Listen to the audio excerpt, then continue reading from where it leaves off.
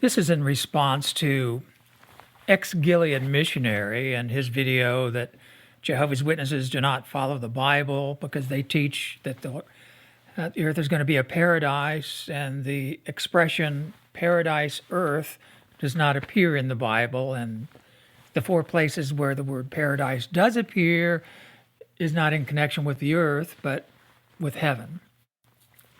And that reasoning is quite flawed, actually, because the Bible teaches very plainly that it is God's will for the earth to be here and for people to live on the earth in paradise conditions. And I'll explain how that's the case. But you're also wrong in the fact that all the four references that we read in the Bible to paradise always apply to the heavenly paradise, and that's not the case. And in particular, I'm referring to Luke 23, where Jesus spoke to the man hanging next to him and said, "Truly I say to you today, you will be with me in paradise." Now, as for the comma, whether Jesus said, "Today you will be with me in paradise," we know that's not the case, because Jesus didn't go to paradise, heaven, or anywhere else that day. He went to hell, according to the King James Bible. Jesus was in the grave for 3 days. And he didn't go to heaven after his resurrection, not for 40 more days. He was on the earth, and then his disciples saw him ascend into the heavens. So I'd like to explain that there are certain requirements for people to go to heaven. And one is they have to be baptized in water, and they have to be baptized in the Spirit. In other words, they have to be anointed with God's Holy Spirit. So there is no way that anyone who lived and died before Christ was called to heaven. In fact, Jesus, speaking of John the Baptist, said of him that there was no greater man born of woman. But then Jesus said, however, one who is the least in the kingdom is greater than John the Baptist. Now, how is that?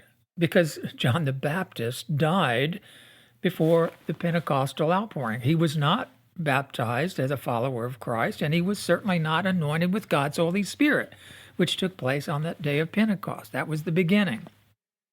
So that's the same case with this evildoer who died alongside Jesus.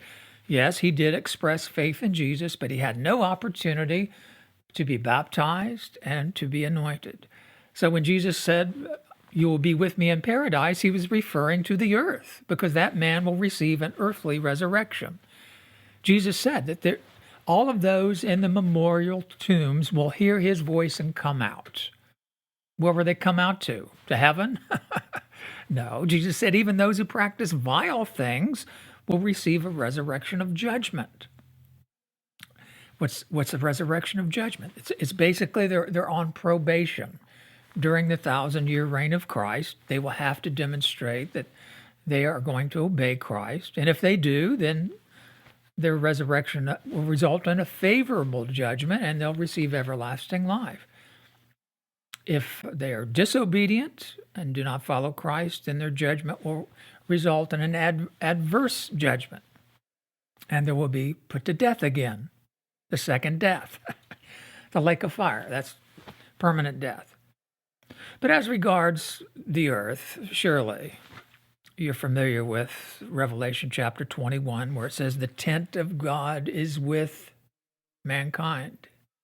They will be his peoples. He will be their God. And it says he will wipe out death and mourning and outcry. It will all be done away with. And then the next verse says, look, I'm making all things new. So it's a regeneration. In fact, Jesus used that word in, I think, the 19th chapter of Matthew. He referred to the recreation, or as some translations word it, the regeneration, the renewal. So what is going to be regenerated?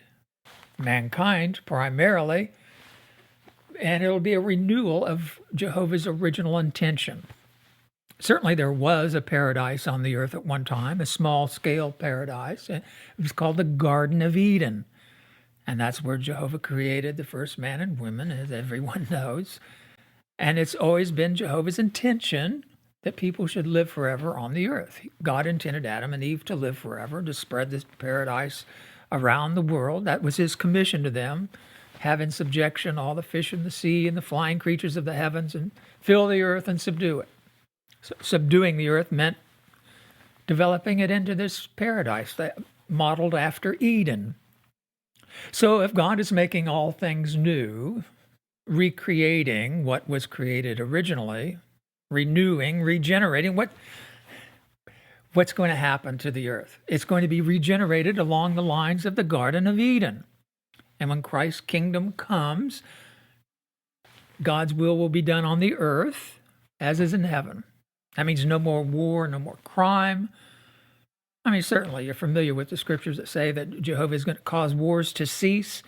The nations will beat their swords into plowshares. They will not learn war anymore. Just getting rid of war would go a long way towards making the earth a pleasant place to live.